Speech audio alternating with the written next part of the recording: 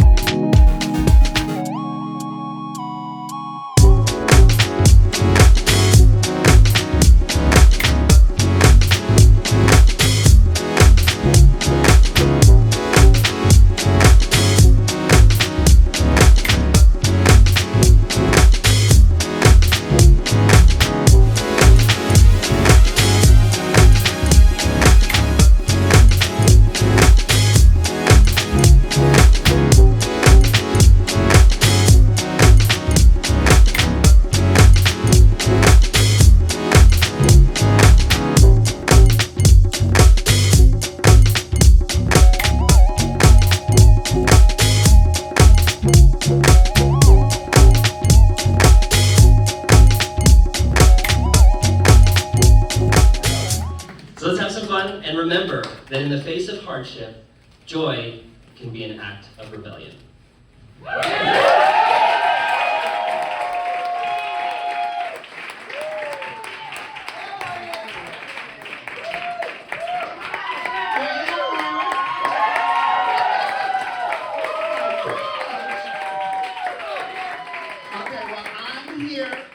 I also have some words that Linus wrote for me.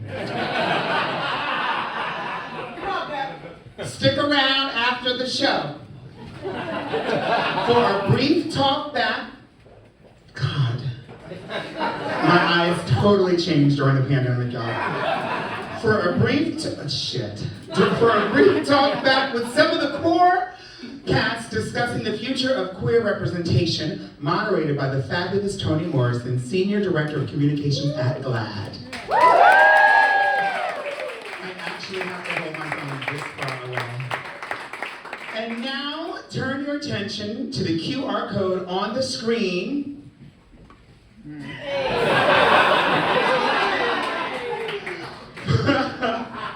Our first episode goes live in just a couple of minutes on YouTube. And so, it is in a matter of minutes or seconds on YouTube. So scan the QR code right now to get the link, copy and paste the link, take a selfie, and post it to your IG story right now. Let's all do it. Everybody do it.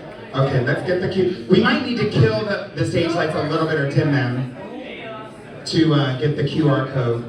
Oh, it worked. It worked, bitch. It worked. It popped right up. It popped right up. It popped up so fast I didn't know what to expect. There we go. Okay, there it is. And then we click. Oh, this is so high tech. Okay. Oh, slide to the right. Sorry, I'm in the way. My ass is in the way.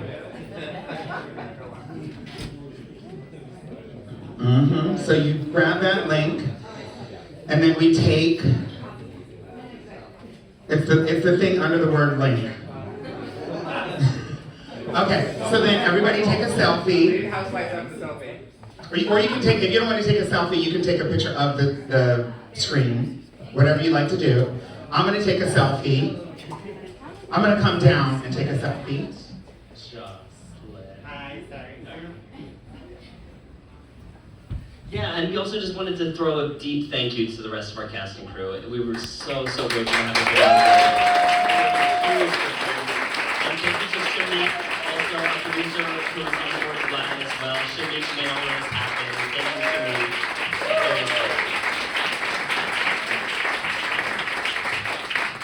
Well, first question here for Linus and Jocelyn, from trash to treasure. How did this project come about?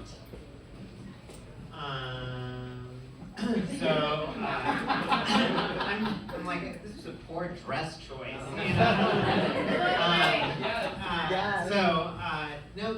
This character was came from play. Linus is, not only a creative collaborator, but one of my best friends. And we road tripped across the country, and it was came from play. Me just taking everything that I was told to be ashamed of when I was a little kid. I grew up in Nebraska and was told, okay, this is what little boys are not supposed to be. So everything effeminate, I hid. And then when I transitioned to living as a woman, it was like, okay, everything masculine, hide it, hide it, hide it. And then it was like, well, honestly, fuck that. Yeah. And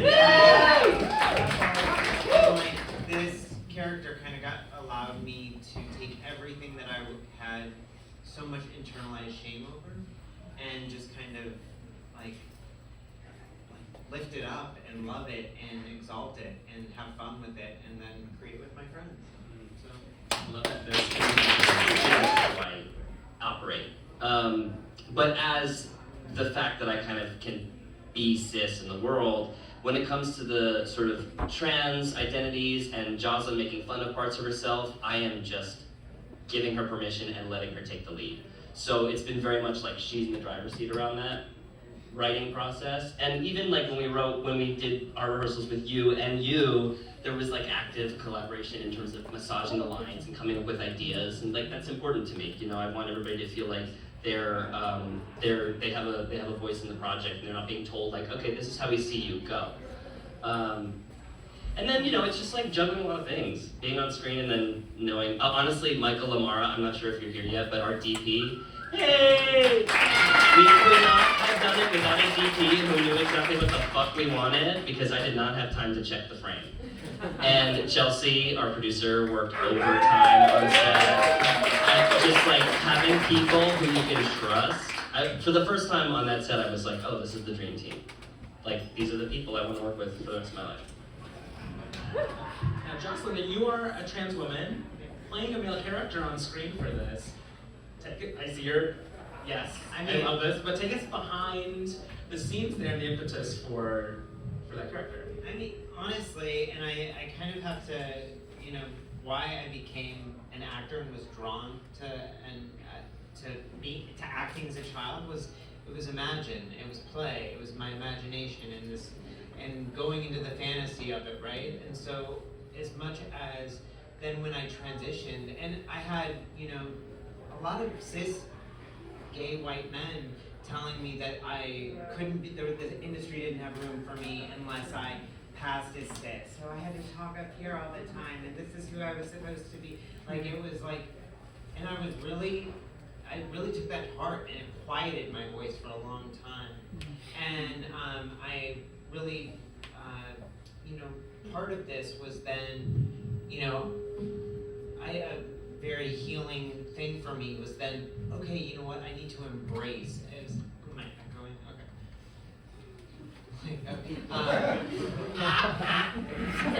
Okay. Deep, intimate moment right there, getting an echo. Sorry. Dress, girl. I forgot what I was talking about. But the importance in really translating yourself to screen. And in that, it was bringing all of the things that prior to my medical transition to living as a woman, I didn't want to let go of some of these things.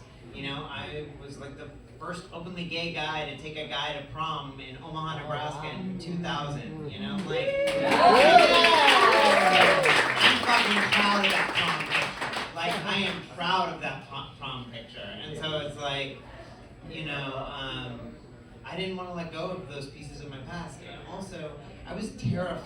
My biggest fear when I was, you know, identifying, because I didn't have words for the way I identified, when I came out as gay, my biggest fear was becoming an older gay man, was becoming a cliche. Because I thought that I was being told by society that that was awful, that was something terrible. And, you know, and I felt the same, and then when I realized that what I was in fact was trans, it was also, it felt like a death sentence. It felt like I was, oh my God, please don't let this be true. And so, and that was very much at 14 years old, at 15 years old in Nebraska, it was like, don't let me be a gay, please God, don't let me be a gay man. I mean, I went to all guys Catholic boarding school, so I'm like, my God. And so in that, it was like, I wanted to take all of my past and bring it together. And so this is a wordy answer, but also there was, I did a lot of speaking engagements in my early 20s in West Hollywood.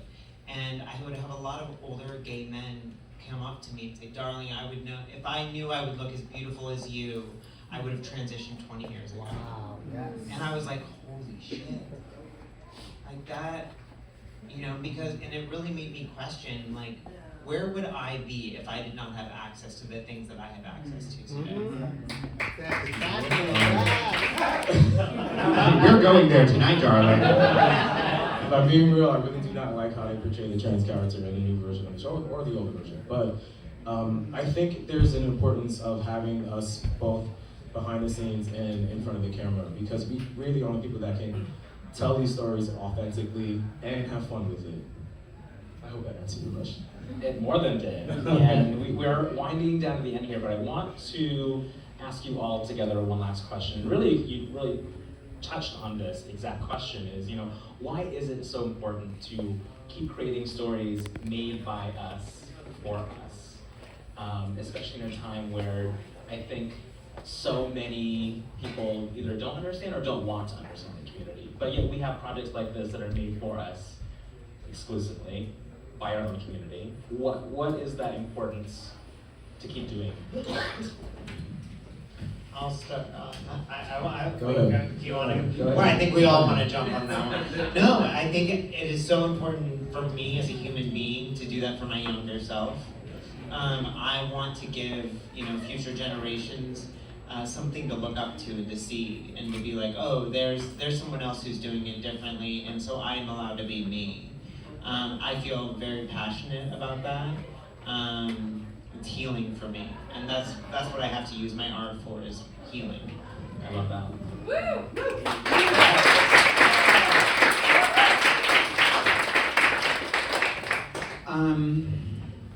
I think, you know, I was actually talking about this earlier at the Step and Repeat. I think that the queer folks, you know, I mean, we're obviously not new, we've been here forever, and we are the tastemakers in many in sense of the word, and we always have been. And so we've been writing and creating film and television and theater and all the things that people have been enjoying themselves off of our labor, but we've had to do it obviously in a coded way and kind of subversive for hundreds of years, you know, since there were plays, and I'm sure, you know, we were the ones.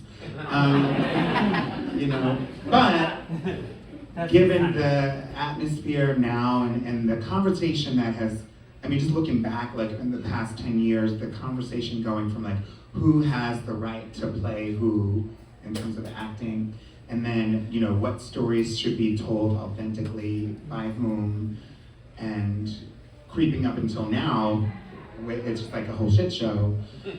It's just something so liberating about being able to say, look, we've always been writing for y'all, but now we're gonna write for ourselves and you're gonna watch.